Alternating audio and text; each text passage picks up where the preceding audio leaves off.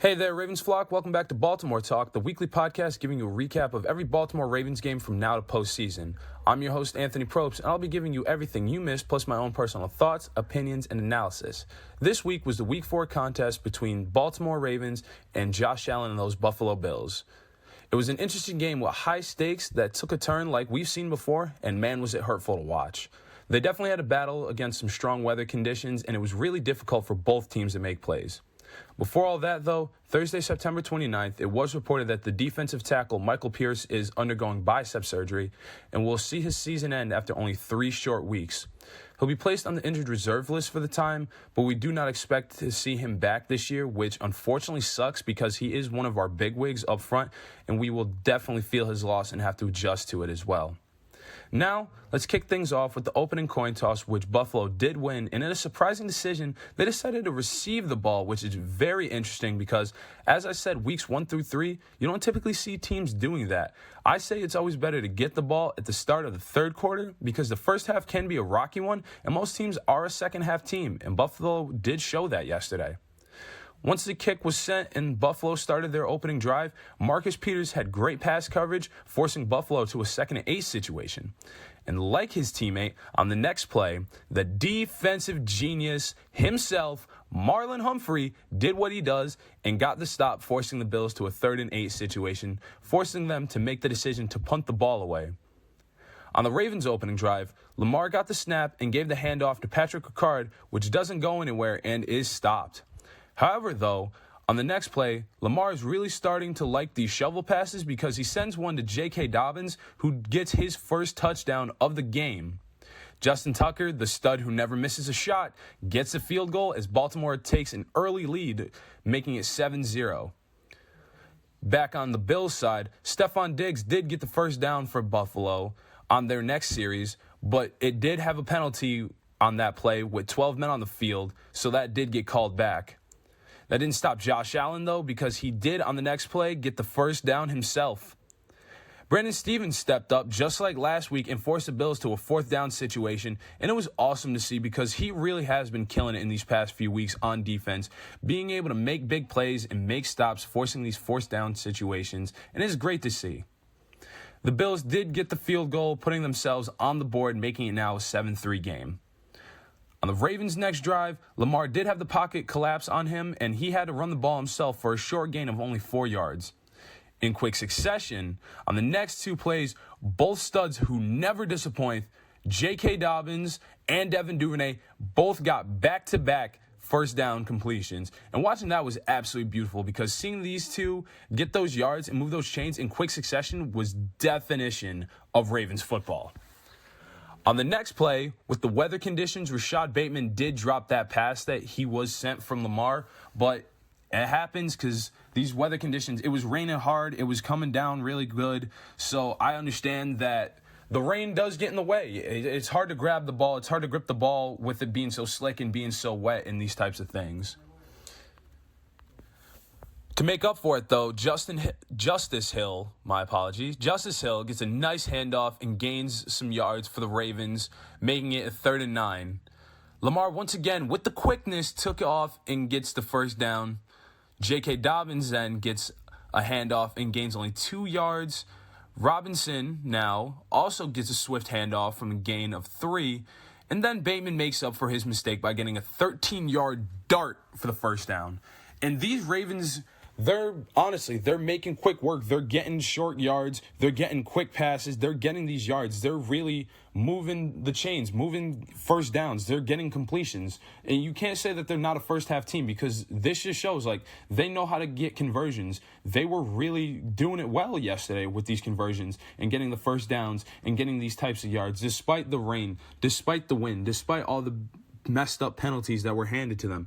They really know how to get these yards and get these completions, especially at home like they were yesterday at M&T Bank Stadium. But back to the action, Lamar once again takes it himself with the swift quickness for a nice gain of 9 yards. And then once again, Dobbins takes another handoff, gets a gain of a yard for the Baltimore's first down once again. And Mark Andrews, who had been quiet for the first few possessions, then gets a gain of 6, which is nice because, as I've said, week 1, week 2, week 3, Lamar Jackson and Mark Andrews, they go together like peanut butter and jelly. Like, they are top tier. Like, when you think of a quarterback, you think of Lamar. When you think of a great tight end, you think of Mark Andrews. There's no distinguishing any differences. You don't think you can do better than those two because that combination is amazing. Like, you always, and again, as I said, week 1, week 2, week 3, you saw the team chemistry between those two. You saw how well they were killing it, and it once again did not stop here. But Lamar then fakes a pass and hands it off to Dobbins, again for another gain of 3, and just like Mark Andrews, it's great to see J.K. Dobbins getting these yards because he's definitely the favorite. But he was the favorite by Lamar yesterday. And with the number of handoffs and passes he caught, he was given so many yards for it. And it's just great to see because just like Mark Andrews, J.K. Dobbins, he's another one. He's another one of those great players that you love to see. Patrick Ricard then gets the first down and at the 5-yard line, making it 1st and goal for the Ravens. And like I said, with Dobbins doing this thing, gets the second touchdown of the day. J.K. Dobbins, he gets his second touchdown of the day, did his thing, and now we're at a 14-3 situation, and this is still only the first quarter.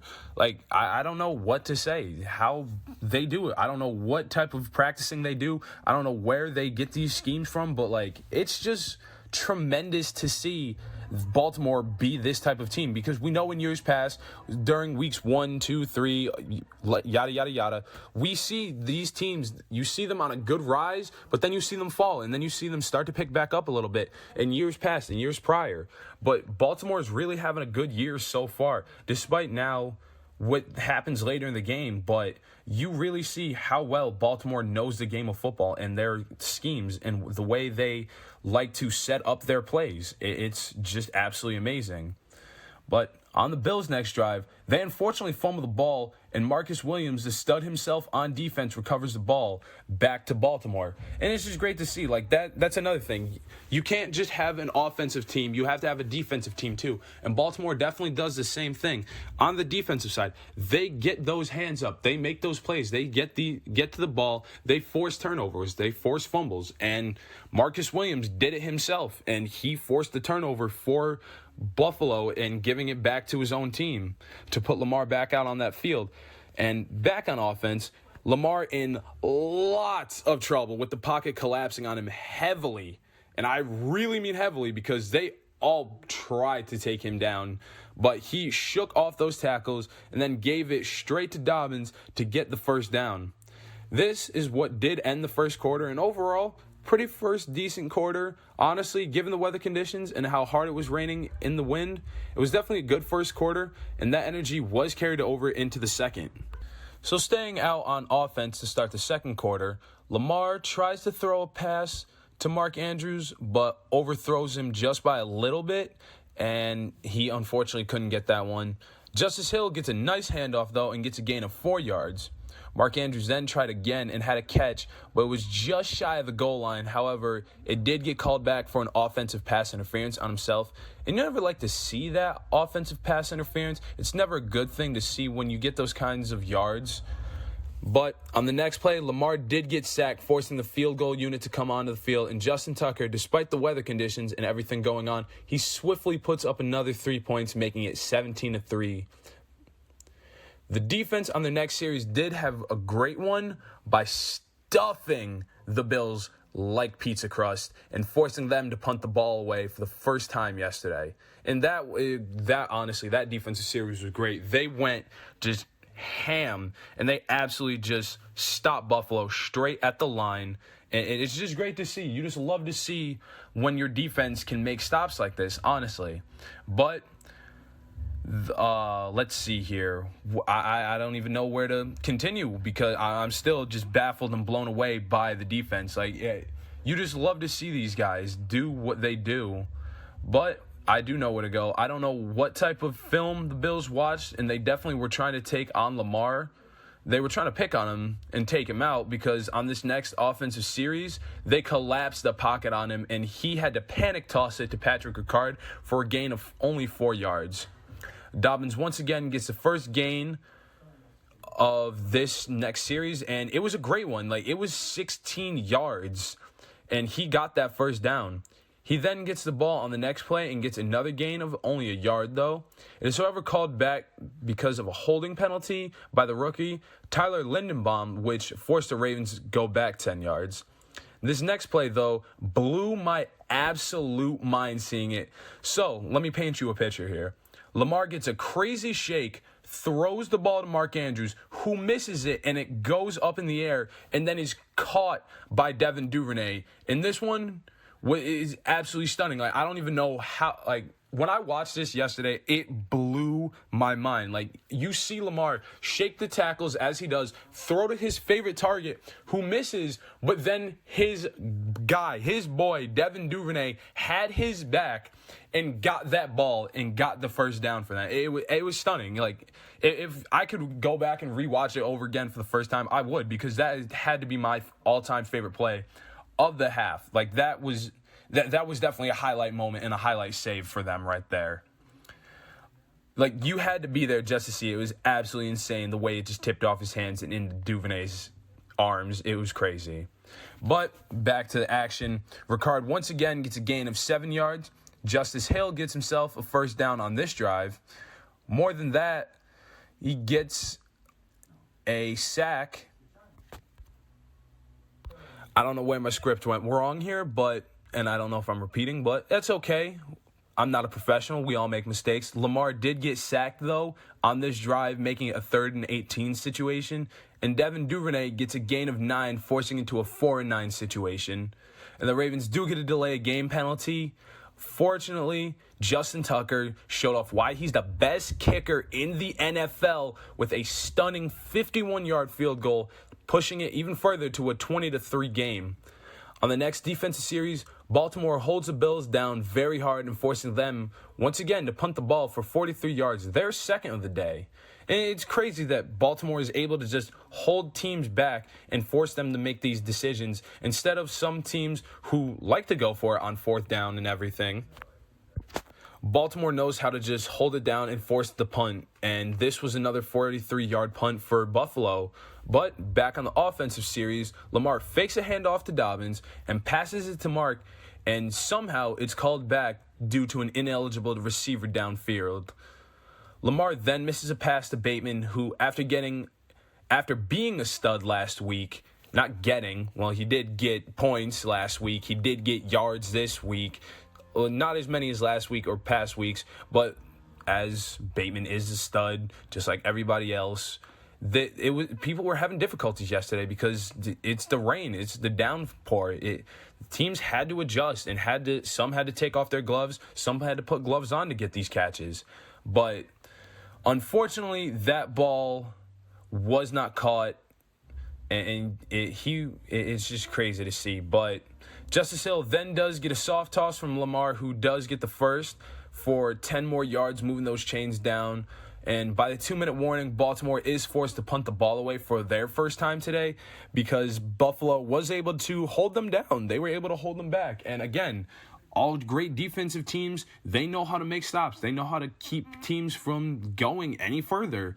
And you, again, like last week, like I've said, week 2, week 1, you have to give credit where credit is due. You can't always be a one-sided person. You always have to think, okay, I might be a mega fan, but I also I have to give credit to the other team because they're making my team work harder. They're making them better players. And Buffalo definitely was making Baltimore a better team and better players yesterday by forcing them to punt for the first time. But even though they had to do that, it definitely did not matter because Marlon Humphrey, the stud himself, slipped up a little bit by getting a defensive holding call. And the defense tried to break down the offensive line to get through, but Josh Allen makes the decision to take it himself and gets a gain of 9 on the next play.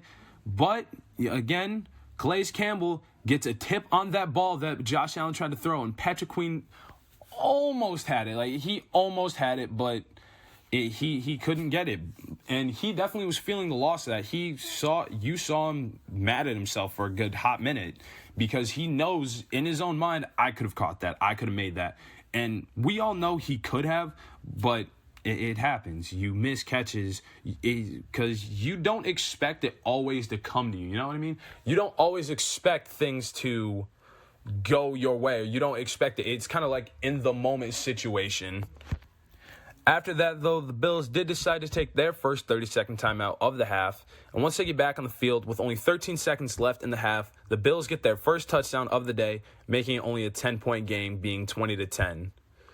So, going into halftime with the score, with what we have, we've seen this before in week 2, and it did come back to bite us. Before that, though, overall, we had a good first half. I wouldn't say it was great. It was pretty decent. Like, we got touchdowns, we got field goals, but there were a lot of mental mistakes. And I would say they dropped some passes due to the weather conditions, which you cannot blame on the players because, as I've been saying, they did make up for it in the second half. We've seen these types of things before, and as my best friend pointed out to me while watching the game, we're usually a first-half team, and sometimes we fall apart in the second half. Despite yesterday and week 2, I don't particularly believe that, because we always fight to the last minute, the last second of the game on the clock, and the last man. And we definitely did that yesterday in those final seconds of the game. But let's get into the third quarter and see where things went wrong and how things got even crazier. On that kickoff, Duvernay got a nice 21-yard gain. They did start that drive off with a false start and a missed pass to Mark Andrews, again forcing them to punt the ball away, their second of the day. This honestly was not the best way to start the opening drive of the third quarter, though, because it's not how you want to see things go down. You don't want to see things get screwed up, and with them only trailing by 10 points, you know you want to try and take the lead a little further and try and pull ahead just a little more, but it's these types of things that happen. And on Josh Allen's opening drive of the third quarter of the second half, he takes it himself and he slides all the way across midfield. Matabike for the Ravens, though, gets a spectacular stop holding the Bills to a 2-1 situation. I almost said Baltimore, but he plays for Baltimore. I wanted to say Buffalo, but I almost said Baltimore. But again, I'm not a professional. I'm just a guy doing a cool little podcast. So, sue me. Just kidding. Please don't. I absolutely love the Baltimore Ravens. But enough about me. Josh Allen then, on the next drive, gets the first down, as he had been doing. The Ravens' defensive pass coverage was excellent, forcing the Bills to a 3rd and out. They then get another field goal, making it only a one-score game of 20-13. Back on the offensive series, Lamar takes the ball himself and gets the first down. Bateman then takes a handoff for a gain of 4 yards. He then gets another incomplete, forcing the Baltimore Ravens to punt the ball again. This being the 3rd time, and I just think Rashad Bateman was having an off day, honestly. Like, you see him do these things, so great things in week 3. You see him do great things in week 2. Everybody has off days, and I believe that he was just having an off day yesterday. It happens. But Isaiah McKenzie of the Bills did get injured, and it might be a possible head injury. We don't know yet. We don't know what has come out of it yet. He is on concussion protocol, so we have to wait and see how that develops into going into week 5 for Buffalo. But then Josh Allen gets another touchdown, tying it up, making it 20-20 all across the board. It didn't look like a touchdown at first, and once it was reviewed, the call stood, and it was a touchdown with only 3 minutes, 26 seconds left in the third quarter. Mark Andrews gets a nice gain of 6 yards to start the Ravens' opening drive on this one for their next. And then Dobbins gets a gain of 9 yards, only making it 4-1. The Ravens then call a challenge saying that Lamar had the first down, and even though it looked like the ball was across the chains, he had 1 foot still in bounds, but it was in the air, honestly. And to my knowledge, to my vision, to a lot of other people's, as why they threw up the challenge flag, it looked like he had the first, because honestly, he reached the ball out, and it looked like he had it. But my friend did point out to me that his other foot did drag out of bounds, and it makes sense of why they called it like that. But I still say he was in. But what do I know? I don't work in the NFL. At least not yet. I'll get there someday, hopefully. It was not overturned, unfortunately, and it made it 4th and inches for the Ravens. Dobbins then takes a short toss and gets the first down with a gain of 5 yards. This is how the third quarter did end, with a lot on the line, honestly, and it was interesting to see. Like, these teams are both they came in the game with the same record, tied it up. They're both 2-2, both fighting for another win, and one team was going to walk away with a 3-1 record, and one was going to walk away with a 2-2 record. And honestly, someone did walk away with a 3-1, and someone walked away with a 2-2. But this game isn't over yet, and let's see how it ends. It didn't start out so hot, though, with the ball being tipped out of the Ravens' hand and into the hands of the Bills. Josh Allen did get sacked on 3rd and 9, forcing a turnover back to Baltimore. Back-to-back, Justice Hill gets 2 consecutive first downs for himself. And he was really racking up yards yesterday. Like, Justice Hill, he had to be the star player of the day yesterday because of how many yards he got, how many runs and how many downs he was able to convert and how many plays he was able to complete. Like, he was definitely a star yesterday. The Bills did get a holding call. Finally, after all the penalties being put on Baltimore, there was finally one given to Buffalo. And it was nice because I know as a Ravens fan and a lot of others I could speak for out there, we were getting pretty angry with all the penalties that were being put on Baltimore. Like, some of them I understand, some of them not so much. But after that, Lamar takes the ball himself on the next play, but it is called back. Big shocker, holding call on the Ravens. Like I said at halftime, these mental mistakes were not good to see, and with both records on the line, it was not good to see, honestly. Demarcus Robinson gets a nice pass from Lamar for a gain of 7 yards. Lamar then has the pockets collapsed on him like a building. Like, they really were trying to just take him down. They collapsed the pocket on him like a full building, but he gets out of there like a light and gains 5 yards. Jackson then hits his favorite target, Mark Andrews, who reels it in for a great catch for a gain of 13 yards. The Bills had a pass interference call, which did push Baltimore further down the field for even more yards. Justice Hill then gets another first down for Baltimore. They do, however, get a false start penalty, moving it back a few, but the star-studded QB takes it himself again and gets a gain of 8 yards. Dobbins then gets a quick screen pass, but it is stopped right at the line and actually loses them some yards.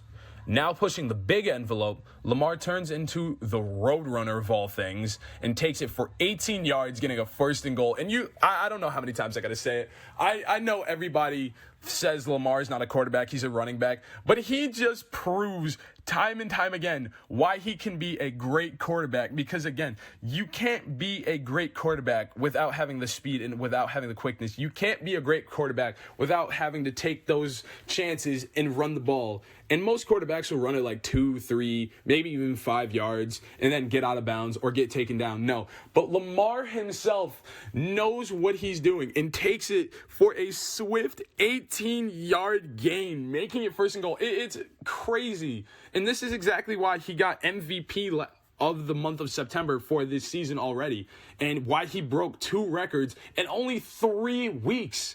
And this is the brand new season of the year. And it's crazy that he's just doing these things. Like, I don't even know how he does it. It's amazing. It's spectacular to see, honestly.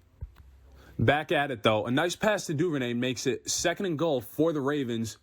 Doing what he does best, Jackson then slides it into the 5-yard line for a 4th and goal. Like last year, we decided to go for it on 4th and goal, and man, was it a really bad idea because the Bills got the interception in the end zone.